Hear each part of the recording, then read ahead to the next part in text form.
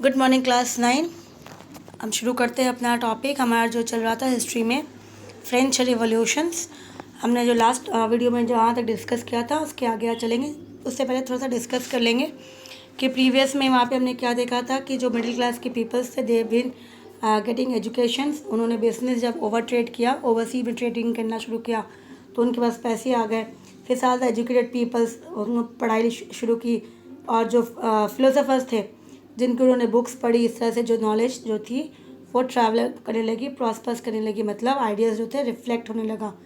तो हमने देखे अलग अलग फिलोसोफर्स की बुक्स जो लोगों ने पढ़ी तो उनके बारे में पता चला कि वो जो है किस तरह से रूल किस तरह से वो चाहते हैं कि देश को कैसा होना चाहिए। तो जैसे रूशो ने क्या बताया था, उसने अपनी आइडिया क्या शेयर की अपने बुक्स के अकॉर्डिंग कि गवर्नमेंट जो है किस तरह से होनी चाहिए, social contract between peoples and the representative, कि दोनों के बीच में लिंक होना चाहिए, पीपल, ठीक है, जनता, और किसके बीच में, गवर्नमेंट के बीच में। ये लिंक होना बहुत ज़रूरी है, दोनों साइड से होना चाहिए। अगर जनता और गवर्नमेंट के बीच में ये लिंक नहीं है तो रूल करना बहुत मुश्किल हो जाएगा। फिर द स्पिरिट ऑफ लॉ, ये किसने लिखी थी, मॉन्टेस्क्यू ने लिखी थी। यहाँ पे इन्होंने क्या बताया कि पावर को डिवीजन करना ज़रूरी है। गवर्नमेंट जो है वैसे 3 पार्ट्स में, 3 ऑर्गन्स में डिवाइड कर ले, लेजिस्लेटिव, एग्जीक्यूटिव एंड जुडिशरी। फिर साथ में ये भी एक एग्जाम्पल सामने आया उनके कि यूएसए जो कौन है, जो पहले एक यूनाइटेड स्टेट ऑफ अमेरिका नहीं बल्कि 13 कॉलोनीज़ के नाम से जाना जाता था और जिसके ऊपर कौन रूल कर रहा था, ब्रिटेन। तो यूएस ने भी अपनी लड़ाई लड़ी और ब्रिटेन को हराया और अपनी आज़ादी हासिल की। लेकिन बात ये भी है कि यूएसए को किसने हराया, किसने, यूएस को पैसा किसने दिया, फाइनेंस किसने किया, फ्रांस ने किया था। तो ये सब चीज़ें जो है ये बहुत बड़ी मायने रखती है, ठीक है। तो इस तरह से अमेरिकन कॉन्स्टिट्यूशन जब बनाया उन्होंने, जब अपने आप को आज़ाद किया इनसे, तो अमेरिका क्या क्या कॉन्स्टिट्यूशन बनाए, रूल्स बनाई और इसने गारंटी कि सभी इंडिविजुअल्स को राइट्स दिया, सभी को, ठीक है। तो इसी तरह से जो थिंकर्स थे फ्रांस में, ये सब एग्जाम्पल लोगों के सामने रख रहे थे कि सोचो हमारे आसपास के देशों में क्या हो रहा है और हम क्या कर रहे हैं, हमारे ऊपर कौन रूल कर रहा है, किस तरह से रूल कर रहा है। हमारे गवर्नमेंट, हमारा किंग जो है वो कितना ज़्यादा हम पे टॉर्चर कर रहा है, प्रेशराइज कर रहा है कि हमें क्या देना है, टैक्स देने, अलग अलग किस्म के टैक्स देनी है। So the idea of this philosophers discuss, तो ये सारी आइडियाज़ जो है वो डिस्कस की जाती थी इंटेंसिवली इन सैलून, जहाँ पे लोग बैठ के, सैलून मतलब जहाँ पे लोग, सोच लो कि चाय कॉफ़ी, चाय की दुकान होती है, आसपास बैठे रहते, चाय पीते हैं, बातें करते हैं, उस तरह से सैलून, कॉफ़ी हाउस हो गया। तो इस तरह से जहाँ पे बुक हाउस में बुक्स, न्यूज़पेपर पढ़ते हैं, वहाँ पे बैठ के डिस्कस कर रहे थे। तो ये सब चीज़ें जो है डिस्कस करने लगे कॉमन पीपल आपस में। They were frequently read aloud in groups, पढ़ते थे ताकि जो नहीं पढ़ सकते वो सुन सकते हैं। तो इसी तरह से सबको ये पता चले कि क्या हो रहा है हमारे आसपास की कंट्रीज़ में, क्या हो रहा है। The news that Louis XVI planned to impose further tax to be able to meet the expenses of the state generated anger and protest against the system of privilege। तो जब देखा इस तरह से, जब ये सब न्यूज़, ये आइडियाज़ उनको समझ में आ रही थी, तो उसी समय जब लुईस 16 ने प्लान किया कि उसके पास पैसा कम हो रहा है अपने राज्य को चलाने में, तो उसने जब सोचा कि वो टैक्स बढ़ाएगा तो लोगों के अंदर क्या आया, गुस्सा, कि ये सिर्फ और सिर्फ हम पे थोपा जा रहा है, हम गरीब, हम कहाँ से करेंगे। थर्ड ओनली कौन लोग टैक्स दे रहा था, हमने देखा था थर्ड स्टेट्स के, है ना, थर्ड स्टेट्स के लोग टैक्स भर रहे थे। थर्ड स्टेट्स के पहला, दूसरा और तीसरा, पहला कौन लोग थे, प्रोफेशनल थे, ठीक है, प्रोफेशनल्स, मर्चेंट्स, ट्रेडर्स बोल दो, ये हो गया। ये लैंड जिसके पास स्मॉल लैंड था, दूसरा वाले में, तीसरे में क्या था, लैंडलेस, जिसके पास ज़मीन नहीं थी। तो मतलब पहला तो दे सकता था टैक्स, लेकिन बेचारे ये दूसरा तीसरा कहाँ से टैक्स भरता। तो इसी तरह से लोगों के अंदर बहुत ज़्यादा गुस्सा भरने लगा और ये सिचुएशन था। आगे बढ़ते कहानी नेक्स्ट में कि अभी आउटब्रेक, तो हमने अब तक जो है टॉपिक 1 ही पढ़ा था, अब हम टॉपिक 2 में जाएंगे, आउटब्रेक्स ऑफ द रिवॉल्यूशंस, कि किस तरह से आउटब्रेक हुआ, क्या हुआ।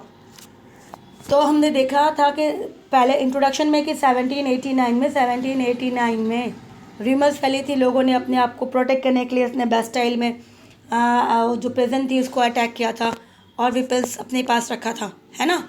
अब ये कहीं ना कहीं कनेक्टिविटी कैसे मिलेगी, देखो अब।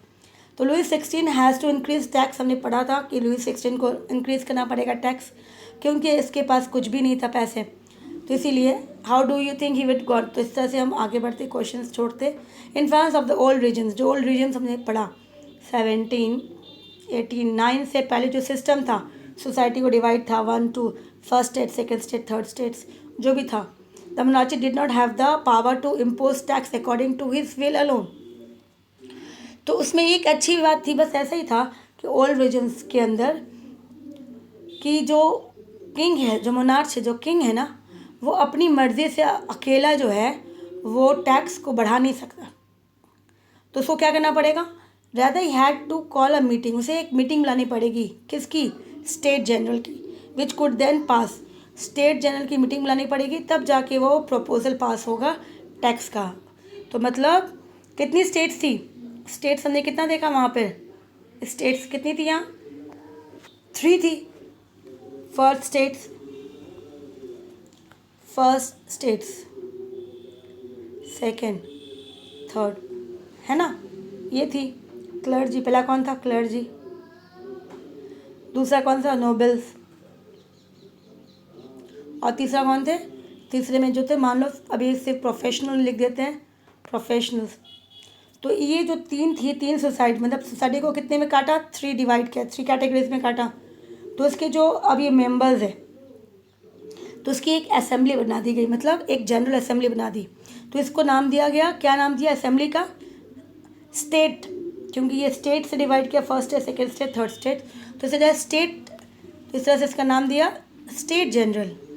अब स्टेट जनरल के जो है, जैसे मानो ये पार्लियामेंट हो गया, तो ये इसके मेंबर्स कौन होंगे, तीनों स्टेट्स के, first state, second state, third state, तीनों के मेंबर लोग जो होंगे इसके मेंबर्स होंगे। ये सारे लोग बैठेंगे, डिस्कस करेंगे, फिर टैक्स बढ़ेगा।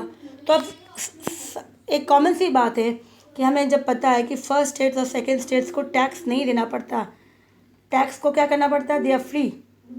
ये टैक्स दोनों ही टैक्स क्या करते हैं, they are no to tax, क्या करते हैं, वो टैक्स को नहीं देते। तो इसी तरह से जब ये टैक्स नहीं देते तो इसका कोई मतलब नहीं है कि जनरल असेंबली को बुलाया जाए, स्टेट जनरल को बुलाया जाए, मीटिंग बुलाया जाए और टैक्स को पास करने के लिए वोटिंग किया जाए। तो इसी तरह से the state generally was a political body to which the 3 state send the representative. तो जिस तरह से पार्लियामेंट में हमारे रिप्रेजेंटेटिव होते हैं हर एरिया के, उसी तरह से इस जनरल में भी पॉलिटिकल बॉडीज़ होंगे और हर स्टेट्स के अपने अपने रिप्रेजेंटेटिव होंगे। However monarch alone could decide when to call a meeting of this body, this last. तो लेकिन कहा गया इस बॉडी में तो रिप्रेजेंटेटिव अपने अपने होंगे, तो पहला वाला भेजेगा, दूसरा भेजेगा, तीसरा भी भेजेगा अपना अपना रिप्रेजेंटेटिव, ठीक है। इसके अंदर ये था कि मोनार्च जो है मीटिंग कभी भी बुला सकता है। लास्ट मीटिंग कब हुई थी, 1614 को हुई थी। तो इसी तरह से ये थी, इस तरह से वो जनरल, स्टेट जनरल काम करती थी, ठीक है।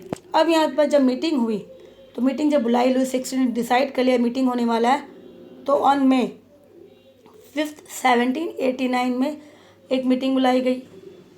तो पास प्रपोजल, मीटिंग का टॉपिक क्या था, न्यू टैक्स बढ़ाने का। Resplendent hall is in Versailles, Versailles जगह का नाम है। तो वर्सलिस में जो उनकी पैलेस थी, बहुत बड़ा हॉल था, उस हॉल में सभी लोग आए, होस्ट द डेलीगेट, सब अपने अपने डेलीगेट्स भेजे, फर्स्ट स्टेट, सेकेंड स्टेट और third state. The first and second state sent 300 representative each, मतलब फर्स्ट और सेकेंड ने कितना कितना भेजा, 300, तो कितना हो गया टोटल, 600 हो गए, ये फर्स्ट और सेकेंड ने भेजा। While the 600 members of the third states had to stand at the back. तो जब वहाँ पे हॉल रूम में सीट लगा दी गई है, दोनों स्टेट्स आ गए, 300 इधर बैठ गए, 300 इधर बैठ गए, और थर्ड स्टेट्स के 600 मेंबर्स जो थे वो पीछे खड़े रहेंगे। इनके वो पीछे क्या होगा, यहाँ पे स्टैंडिंग पोजीशन में वो खड़े रहेंगे पीछे, इस तरह से। The third state was represented by it's more prosperous and educated member. तो अब थर्ड स्टेट्स के कितने लोग हैं, थर्ड स्टेट्स की कितनी कैटेगरी थी, 3 कैटेगरी थी, याद है। तो थर्ड स्टेट्स का पहला कौन था, प्रॉस्परस, मतलब जो पैसे वाले थे, उन्हीं को अलाउ है अंदर जाने का। बाकी जो थे दूसरे और तीसरे, जैसे पीजेंट, आर्टिसंस, वुमेंस, इन किसी को अलाउड नहीं है अंदर जाने का। तो थर्ड स्टेट्स के पहले वाले जो कैटेगरी के लोग थे उन्हें ही अंदर बोला गया आने के लिए, बाकी लास्ट 2 कैटेगरीज के लोग अंदर नहीं जाएंगे। However their grievances and demands were listed. लेकिन लोगों ने क्या किया, दूसरी और तीसरी कैटेगरी वाले लोग अपनी अपनी प्रॉब्लम्स को चिट्ठी लेटर में लिखा और उन्होंने इस फर्स्ट कैटेगरी के हाथ में पकड़ा दी कि आप अंदर ले जाओ और हमारी प्रॉब्लम्स जो है आप जाके अंदर में डिस्कस करना। तो 600 पीपल्स जो थे वो किसके बिलोंग थे, वो प्रॉस्परस वाले थे, जो पैसे वाले थे। वो कौन थे, मर्चेंट थे, ट्रेडर्स थे, प्रोफेशनल थे, वो लोग थे। उन्होंने 40,000 लेटर्स जो थे सेकेंड और थर्ड कैटेगरी के, उनको वो लेके गए वहाँ पे अंदर में ना। वोटिंग अब शुरू होने वाली थी। अब वोटिंग के लिए क्या हुआ, कहा गया voting in the state generally in the past had been conducted according to the principle that each state has one vote. तो यहाँ पे पहले जो थी वो उसी के अकॉर्डिंग वो चल रहा है। पहले में जो था हर स्टेट को वन वोट है, तो पहला, दूसरा, तीसरा स्टेट था, तो कितनी वोट हो गए, 1 1 1, दैट इज़ 3 वोट। तो मतलब 3 वोट होंगे। अब राजा चाहता है तो पहला पता है ना, फर्स्ट स्टेट्स सेकेंड स्टेट्स किसको फेवर करेगा, ये दोनों फेवर किसको करेगा, क्योंकि ये टैक्स तो पे करते ही नहीं है, ये टैक्स तो पे नहीं करते हैं, तो ये फेवर तो किंग को करेगा, टोटल फेवर करेगा। और थर्ड वाले बेचारे टैक्स पे करते हैं, तो ये अकेला इनका वोट ये दे या ना दे कोई मतलब नहीं, 2 वोट तो किंग के पास ऑलरेडी है। तो वो तो पता था किंग को कि वो जीतेगा ही जीतेगा, जस्ट अब फॉर्मेलिटीज़ थी जो वो पूरा कर रहा था। लेकिन ऐसा ये कुछ भी नहीं हुआ इस बार कुछ अलग हो गया। तो ये पहला सिस्टम था, पुराना सिस्टम था कि each state had 1 vote, but this time Louis 16 was determined to continue the same practice. और लुइस 16 भी सोच रहा था कि यही सिस्टम को वो आगे इस बार भी मीटिंग में वही रखेगा, कोई चेंजेस नहीं करेगा। लेकिन इस बार जो मेंबर्स थे थर्ड स्टेट्स के, वो इस बार आपने पढ़ा, अभी हमने पढ़ा कि वो थोड़ा सा अब एजुकेटेड हो गए थे, पढ़ लिखे थे, बहुतों ने न्यूज़ सुनी थी आसपास के देशों में क्या हो रहा है। तो इसी तरह से इन लोगों ने क्या किया, that voting now be conducted by the assembly as a whole way each member would have 1 vote. तो इन लोगों ने क्या किया, इन लोगों ने बोला कि इस बार ऐसा नहीं होगा, थर्ड स्टेट्स के लोगों ने ऐसा बोला कि इस बार ऐसा मीटिंग नहीं होगा। इस हॉल रूम में जितने लोग बैठे हैं, जितने मेंबर्स हैं, मान लो ये सभी लोग वोट करेंगे और हर जितने लोग हैं पर पर्सन 1 वोट, मतलब एक इंसान है तो उसका वोट एक होगा, तो इसके हिसाब से 1 मैन इक्वल्स टू 1 वोट, ना कि 1 स्टेट इक्वल्स टू 1 वोट। इसी तरह से उन्होंने अपनी डिमांड रखी। अब ये जो डिमांड इन्होंने रखी तो किंग को गुस्सा आ गया। This was one of the democratic principle put forward by the philosophers like Rousseau in his book social contract. तो ये सोशल कॉन्ट्रैक्ट बुक्स पढ़ी थी इन लोगों ने, फिलोसफर्स एजुकेटेड पीपल्स ने। तो ये जब इन्होंने बात रखी ये वाली, and the king rejected this, तो किंग को क्या लगा कि ये लोग तो भाई कुछ और ही बोल रहे हैं, इसने कुछ और सोचा था। तो किंग जो था उन्होंने रिजेक्ट कर दिया कि नहीं, ये बात नहीं मानेंगे, हमारा जो रूल्स चल रहा था प्रिंसिपल हम उसी के फॉलो करेंगे। तो थर्ड स्टेट जो थे वर्कआउट ऑफ द असेंबली कि तब आप जब हमारी बात नहीं मानेंगे, हमारी बात सुनेंगे नहीं, तो फिर हम इस मीटिंग में रह के क्या करेंगे, आप अपनी मीटिंग कर लो। और वो बाहर निकल गए। तो रूल्स में क्या था कि वो तीनों स्टेट्स बैठेंगे तब वोटिंग होगा। जब एक बंदा एक स्टेट बाहर ही आ गया, बाहर निकल गया है ना, फ्रॉम दैट असेंबली आउट हो गया, अब 2 स्टेट बैठी है तो उससे कुछ नहीं हो सकता। तो इसीलिए उन्होंने कहा ठीक है आप अपनी मीटिंग कर लो, हम तो बाहर जा रहे हैं। तो वो वहाँ से निकल गए। फिर क्या हुआ वहाँ पर, अब जब इन्होंने इतनी बड़ी हिम्मत दिखाई राजा के सामने, उन्होंने जब इतना बोल दिया था तो अब इनको पीछे नहीं हटना था।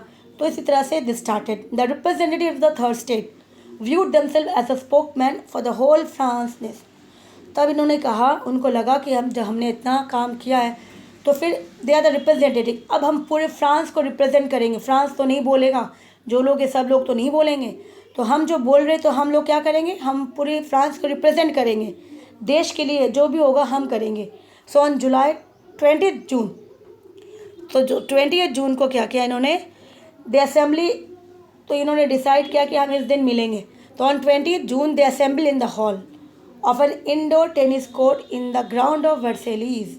तो वर्सेलीज का ग्राउंड था, वर्सेलीज जगह जहाँ मैंने कहा था ग्राउंड है, tennis court, indoor tennis court के वहाँ पे लोगों ने असेंबल हुआ। तो जो लोग उस दिन मीटिंग में गए थे सभी लोग असेंबल हुए, कब, 20 जून को। फिर उन्होंने क्या किया उस मीटिंग में, दे डिक्लेयर्ड देमसेल्फ, उन्होंने डिक्लेयर कर दिया कि अब से वो खुद नेशनल असेंबली है, देश के लिए अब जो होगा ये डिसाइड करेंगे, तो वो खुद नेशनल असेंबली है। उन्होंने कसम खाई, so not to disperse there till have drafted constitution for France that would limit the power of monarchs।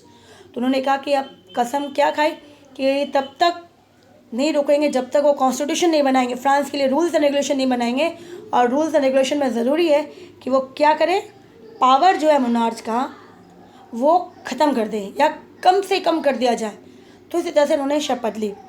अब इनमें अच्छी बात ये रही कि इस बार जो था इनको लीड कर रहा था, जो लीडर था वो ये थे, दे वे लीड बाय मीराबाई एंड अबेसेस। ये जो थे ये दोनों, मीराबाई ऑन वॉज बॉर्न, तो ये दोनों कौन थे, ये सेकेंड और फर्स्ट स्टेट से बिलोंग कर रहे थे। तो मीराबाई जो थे, मीराबाई ये नोबल फैमिली से बिलोंग कर रहे थे, मतलब सेकेंड स्टेट से बिलोंग कर रहे थे। And was not convince of the need to do away with society of federal level. ये इस फैमिली से बिलोंग करते थे, नोबल मतलब सेकेंड स्टेट से बिलोंग करते थे। और सेकेंड स्टेट जितना ज़्यादा मतलब प्रिविलेज लेते थे फेडरल सिस्टम में, उनको वो पसंद नहीं था। उन्हें लगता था कि ये सिस्टम गलत है, क्योंकि सिर्फ और सिर्फ एक को ही फ़ायदा मिले, बाकी नहीं मिले। तो इसी तरह से उन्होंने थर्ड स्टेट का साथ दिया। अबेसेस कौन थे, he brought out a journal and delivered powerful speech to the crowd assemble at Versailles.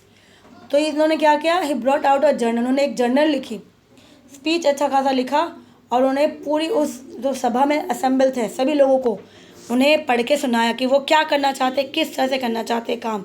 ठीक है, ये देखो ये पिक्चर है, ये पिक्चर है वहाँ पे असेंबलिंग का जिस तरह से, और यहाँ पर ये बताया जा रहा है, ये मान लो ये स्पीच दे रहे हैं इस तरह से। ठीक है, देखो यहाँ पे लिखा ना, a sketch for a large painting by Jacques David, the painting of intended। तो इस तरह ये पेंटिंग बनाई गई थी इस समय का। तो मेरा भी उस तरह से उन्होंने स्पीच और जर्नल प्रेजेंट किया। अबेसेस जो थे वो प्रिस्ट थे, मतलब वो कौन से बिलोंग कर रहे थे, क्लर्जी से बिलोंग कर रहे थे। तो अबेसेस वो कौन थे, प्रिस्ट से बिलोंग कर रहे थे। और उन्होंने पैम्पलेट लिखा, क्या लिखा, what is the third states, कि थर्ड स्टेट्स कौन लोग हैं, क्या है और उनकी क्या प्रॉब्लम है। और उन्होंने पैम्पलेट को डिस्ट्रीब्यूट किया ताकि लोगों को समझ में आए कि थर्ड स्टेट सचमुच कितना ज़्यादा जो है प्रॉब्लम में है। अब ये मैप यहाँ पे दिया गया है, देखो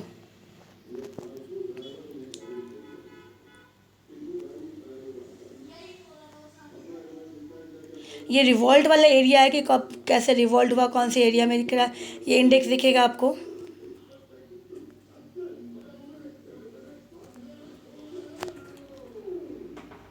रीजन्स ग्रीन वाला जो है, not affected by the great fear. ये सारे जो ग्रीन वाला है इसमें लोगों को कोई भी प्रभावित नहीं हुआ था, ये इन्होंने इतना एक्टिव नहीं हुए थे। फिर वापस लाइट क्रीम कलर के या लाइट ब्राउन कलर का एरिया है agriculture revolt area, that is agriculture से जो लोग प्रभावित थे उन लोगों ने रिवोल्ट किया। Epicentre of main pandemic movement, अब ये जो दिख रहा है ये वाला ब्राउन येलो कलर का, ये सेंटर है जहाँ से रिवोल्ट ब्रोक आउट हुआ था अलग अलग जगह में।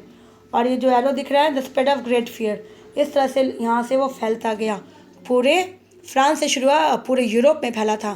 तो इसी तरह से ये चीज़ें हैं। अब यहाँ पे हम आगे बढ़ते हैं। तो यहाँ पे एबेसेस कौन थे, कहाँ से बिलोंग करते, वो फर्स्ट स्टेट से बिलोंग कर रहे थे, क्लर्जी थे, प्रीस्ट। और उन्हें पैम्पलेट लेकर डिस्ट्रीब्यूट किया था, पैम्पलेट का नाम रखा था what is called the third state.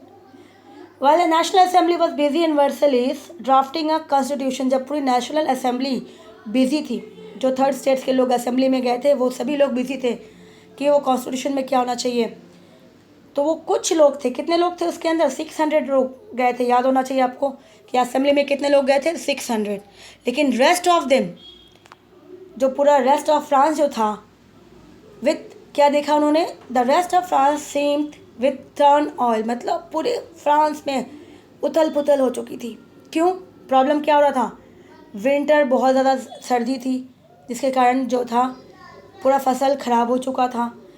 ख़राब हो गया तो खाने के लिए जो मेन फूड था ब्रेड, उसकी प्राइस बढ़ा दी गई इतनी कि गरीबों के लिए पैसा नहीं, इतना पैसा कि वो उसे ख़रीद पाए।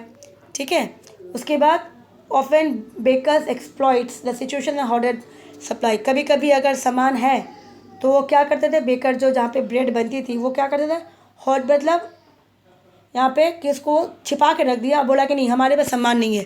तो भाई जो पैसे वाले वो होंगे क्या बोलेंगे कि मैं पैसा दे रहा हूँ आपको, अब मुझे दे दो, कितना भी पैसा लगेगा आप मुझे सामान दे दो। तो इससे तो वो होर्डेड करने लगे, सामान को छिपा के रखने लगे ताकि वो ज़्यादा दाम में बेचेंगे।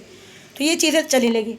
After spending hours in long Q, लोग लंबे समय तक लाइन में खड़े रहते थे बेकरी के बाहर, क्राउड, और जब मेनली वुमेन्स होती थी क्योंकि घर का काम वो करते थे, और जब वहाँ तक पहुँचते तो पता चलता कि वो ख़त्म हो गया।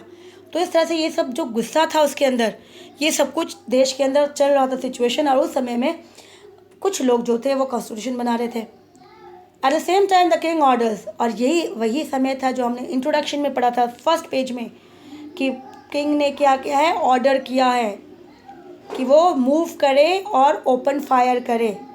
ये रूमर्स फैला था जो हमने पहला टॉपिक शुरू किया था ऑन जुलाई 14।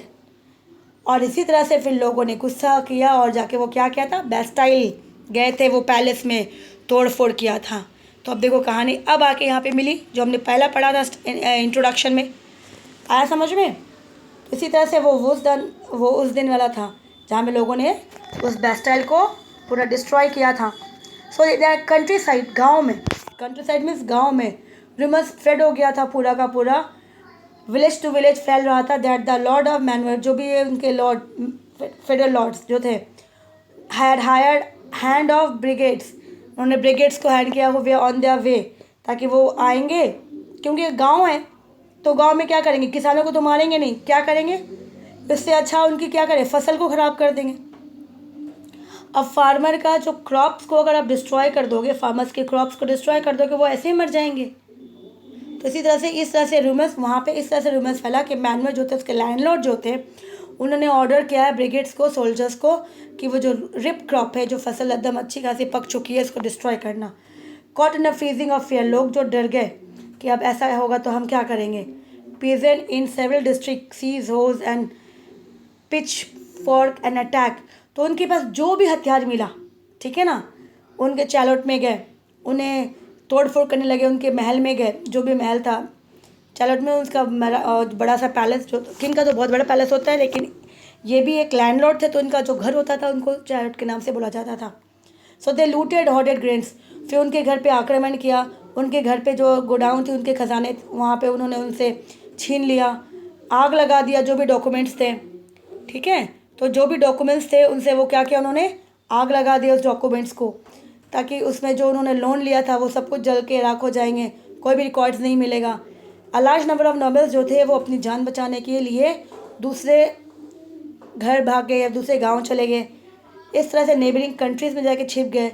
तो ये सिचुएशन जो था आउट ऑफ कंट्रोल होने लगा, ठीक है।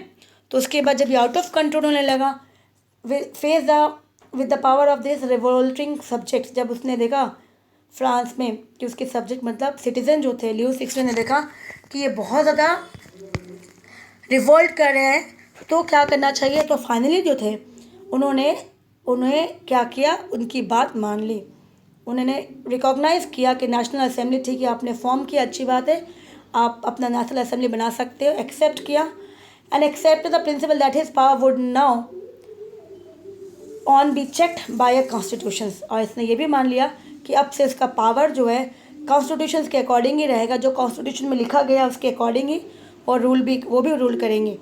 सो on the night of 4 August, तो 4 अगस्त के नाइट में 1789 an assembly passed a decree abolishing the federal system.